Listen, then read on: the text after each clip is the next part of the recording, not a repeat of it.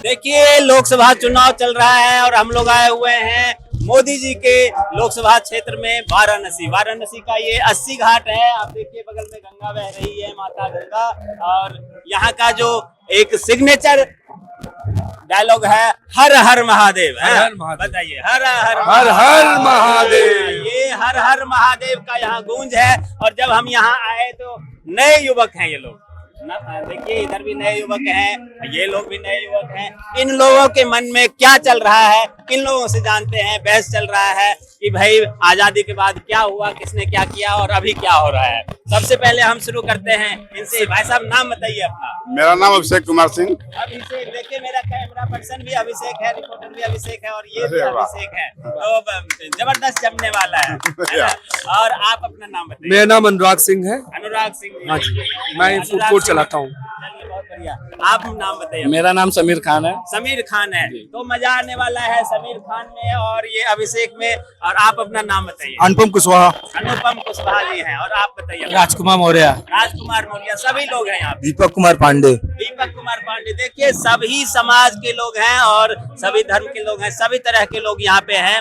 और इनसे हम जानेंगे सबसे पहले बनारस की जो संस्कृति है, यहाँ पे जो एक मेल मिलाप की संस्कृति जिसे लोग जानते हैं, धार्मिक नगरी के नाम से जानते हैं और ये धार्मिक राजधानी के तौर पर भी लोग जानते हैं। बाबा विश्वनाथ का ये नगरी है और यहाँ पे बाबा विश्वनाथ का पूजा करने के लिए देश दुनिया से हर रोज लाखों लोग आते हैं। पर्यटन का भी विकास यहाँ पे किया गया है। विकास कितना हुआ है सबसे पहले हम ये जानते हैं कि विकास कितना हुआ है यहाँ पे पिछले 10 साल।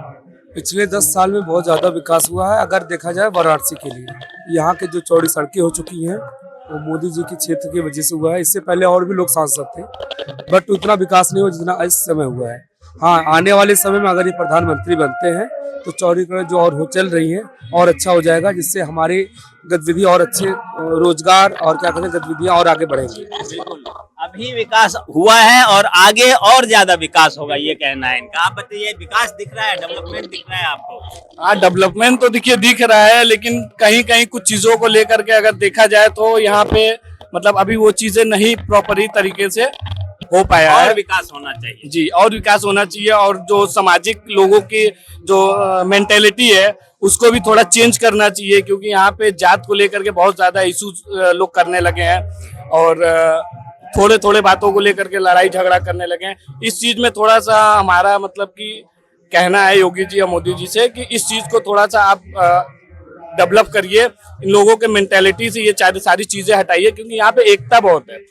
बिल्कुल। हम लोग शुरू से लेकर के अभी तक जितने हैं हम हमेशा मिल करके रहे हैं, कभी ये बातें कभी नहीं हुई है।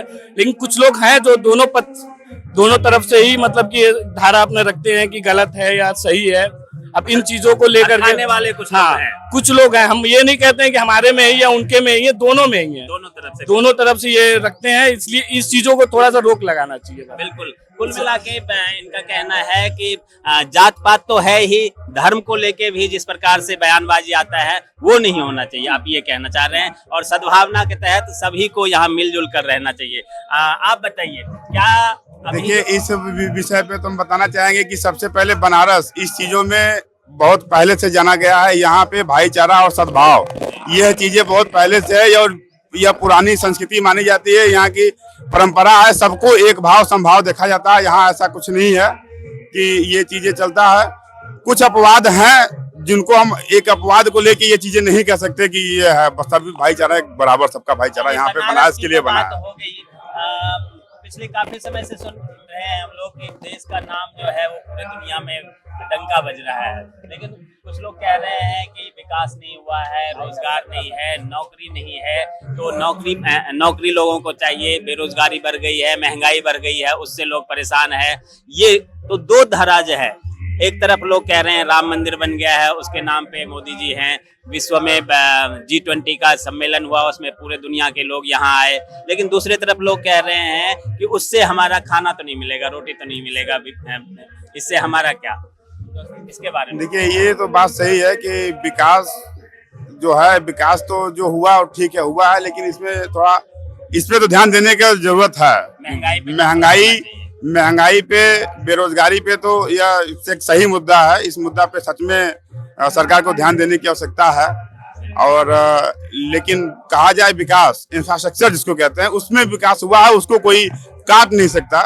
जो हमारे देश की पुरानी संस्कृतियों को जिसने फिर से उजागर किया गया नए तरीके से बना के, भव्यता, वह चीज आज आप काशी में देखे होंगे, घूमे होंगे, वो देख सकते हैं। यही काशी विश्वनाथ चले जाते थे, एक पतली गली से जाना होता था, मंदिर पूरी रूप से नहीं दिखता था, आज एक भव्य कॉरिडोर दिख रहा है। तो ये हमारी विरासत को खड़े कर रहे हैं, इसमें कोई दो राय नहीं है। लेकिन हाँ, इसके साथ एक बेरोजगारी भी मुद्दा है, इस पे भी सरकार को सोचना देना चाहिए। कुल मिला के इन्होंने स्पष्ट कहा कि डेवलपमेंट हो रहा है, सड़कें बन रही है, सड़कों का चौड़ीकरण हुआ है, सब कुछ हो रहा है, विकास हो रहा है, लेकिन बेरोजगारी पे और महंगाई पे भी सरकार को ध्यान देना चाहिए। आप क्या मानते हैं, जिस प्रकार से डेवलपमेंट हुआ है, चाहे कहीं भी चले जाएं, पूरे सड़क में का व्यवस्था, 4 लेन हर जगह बनते जा रहा है, तो किसी देश के विकास के लिए सड़क का बन जाना ये एक सबसे पहला काम होता है। सड़क कनेक्टिविटी अगर बन जाता है, उसके बाद बिजली अगर आपके यहाँ आता है, बिजली कितना देर आती है यहाँ पे? बिजली तो देखिए ठीक चल रही है, क्योंकि पहले से थोड़ा सा बिजली में डेवलपमेंट हुआ है,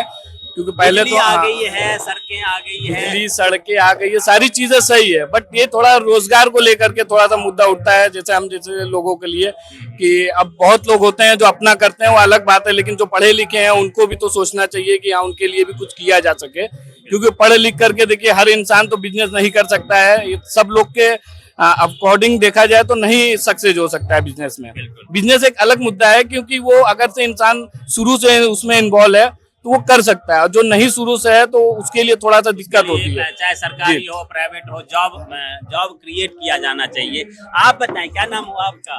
दीपक कुमार पांडे। दीपक जी पांडे जी, आप बताएं क्या चल रहा है, क्या लग रहा है? डेवलपमेंट तो हो रहा है, विकास हो रहा है, रोजगार और महंगाई को लेके लोग नाराज हैं, क्या बताएंगे? ऐसा है, सारी चीजें देखिए सही है, मोदी जी का कोई भी कार्य खराब नहीं है, ठीक है।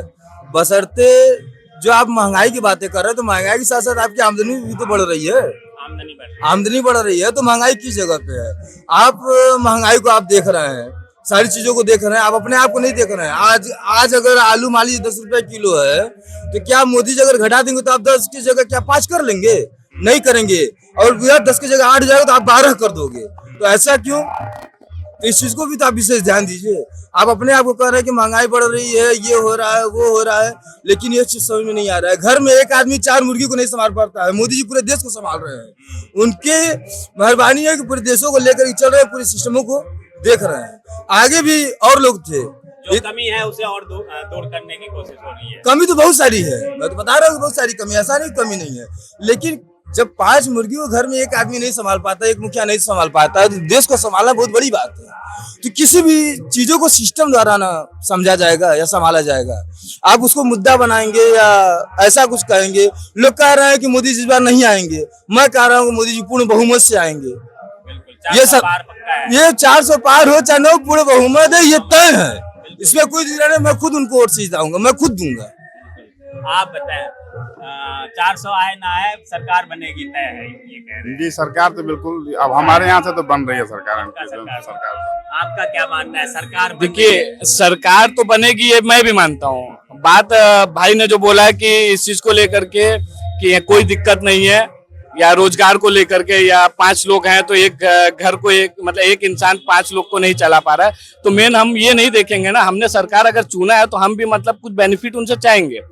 अगर मैंने वोट दिया है तो मैं भी चाहूंगा कि अगर वो चला रहे हैं, ठीक है, मैं भी मानता हूँ कि पूरे देश चला रहे हैं, तो देश के साथ साथ देश के युवा को भी वो देखेंगे ना। अब ये नहीं कहा जा सकता है कि अगर से 5 व्यक्ति को अगर एक इंसान नहीं चला पा रहा है तो पूरा देश कैसे संभालेंगे। तो वो उनका काम है कि वो देश संभालेंगे। उनको बैठाया गया है तो उनको देश संभालने के लिए बैठाया गया। हम अपना मतलब पर्सनली बात नहीं कर सकते हैं। बिल्कुल, उम्मीद जो है जिस प्रकार से इन्होंने डेवलपमेंट किया है, तो उम्मीद भी तो यही है कि यही मैं वही चाहूंगा ना कि भाई हम और कौन करेंगे? अगर वो नहीं करेंगे तो कौन? जाहिर सी बात है कि अगर से वो पीएम है हमारे, तो वो ही उनसे ही उम्मीद रखेंगे हम लोग कि हाँ, उनको ही बोलेंगे कि करने के लिए। अगर उनसे नहीं करेंगे तो हम किससे जाएंगे बोलने के लिए? बिल्कुल, समस्याएं हैं, कुछ समस्याएं हैं, विकास हुआ है, लेकिन रोजगार, महंगाई जो समस्या है उसे दूर करने की उम्मीद भी उनसे ही है। अगर कोई गार्जियन है तो अगर उनके बच्चे हैं तो वो किससे मांगेंगे, उन्हीं से मांगेंगे, यही बात है। वही नाराजगी है माँ बाप से, जैसे घर में नाराजगी होती है, नाराजगी वैसी नाराजगी है। ऐसी नाराजगी नहीं है कि हम इस माँ बाप ने हमारे लिए कुछ नहीं किया तो चलो हम दूसरे माँ बाप को। ऐसा कुछ नहीं है, ऐसा कोई नाराजगी नहीं है। बस उनसे नाराजगी ये है कि थोड़ा ध्यान दें।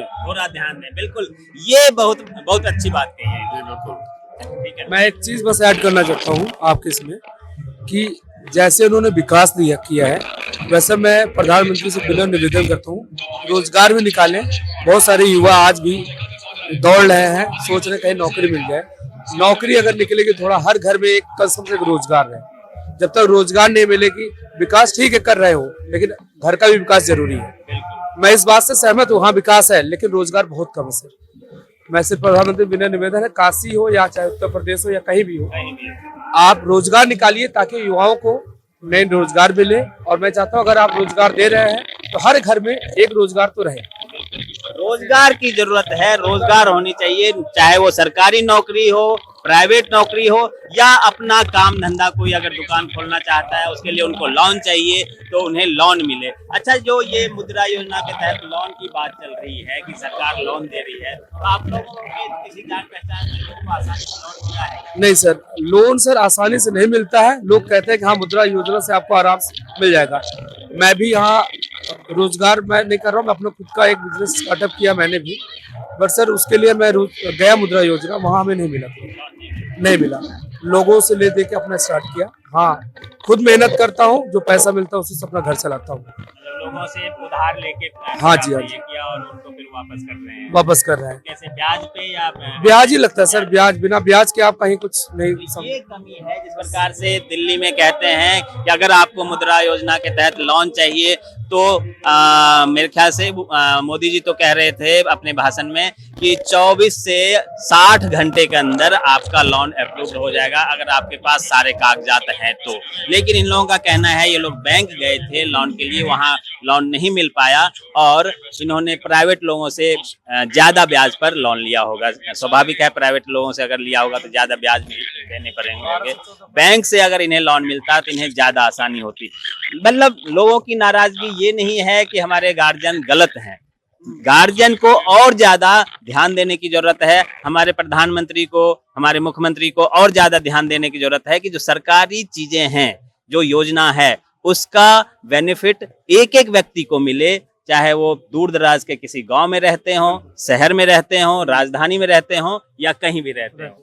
यही आप लोग बिल्कुल बिल्कुल, और कोई ये चीजें होनी चाहिए कि सरकार जो योजनाएं वहां से कर रही हैं, क्या वह नीचे एक अंतिम पायदान पे बैठे आदमी को मिल रहा है, नहीं मिल रहा, इसका एक टीम की गठन करके कोऑर्डिनेटर बनना चाहिए। इसको एक चेक होना चाहिए।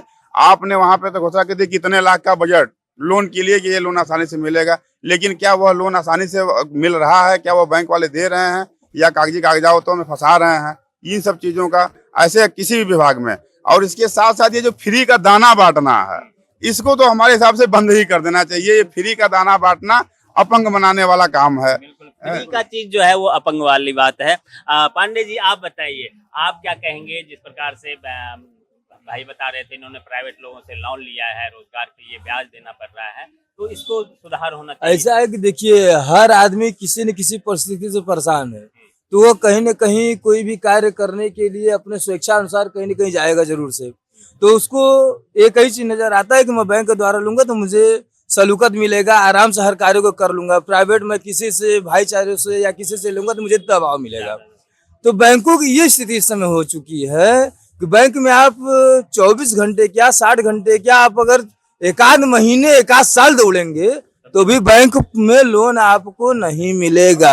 आप थक जाएंगे, आप अपने आत्महत्या कर लेंगे तो भी बैंक लोन नहीं देगी। और खास करके यह SBI में है, और SBI इस समय ये स्थिति हो गई है कि लोगों को फंसा के चल रही है। बिल्कुल, तो ये चीजें जो है सिस्टम में, जैसे कि मोदी जी चला रहे थे पीछे कि जो भी योजना है उसके लाभार्थियों से बात किया जाए और उनके लाभार्थियों को ये लाभ मिला है कि नहीं, ये चीज़ों पर उनको एक बार कम से कम रीटेक करना चाहिए। रीटेक का मतलब ये है रिवाइज करके कि लोगों को मिल पा रहा है कि नहीं, जो योजना तो बना दिया गया उसका लाभ आम लोगों को मिल पा रहा है कि नहीं, ये देखने वाली बात है। और यहाँ सभी लोग हैं, पांडे जी भी हैं, सिंह साहब भी हैं, शुक्ला जी भी, कुशवाहा जी भी हैं, मौर्य जी भी हैं, और आपने अपना नाम बताया समीर खान जी भी हैं। तो सभी लोग हैं यहाँ पे, सभी जाति धर्म के लोग यहाँ पे आपको मिल जाएगा। और यही खूबसूरती है बनारस की कि यहाँ सभी धर्म के लोग, सभी जाति के लोग एक ही साथ कुर्सी पर बैठे हुए रहते हैं और ये सब मिलके आपस में चर्चा करते हैं देश में क्या चल रहा है, क्या अच्छा है, क्या बुरा है और उसमें क्या सुधार होनी चाहिए। ये नहीं है कि आपस में कोई लड़ाई के तहत बहस है। और एक कहते हैं कि स्वस्थ बहस, जो बातचीत, स्वस्थ बातचीत अगर होती है तो उसमें से किसी भी समस्या का समाधान निकलता है।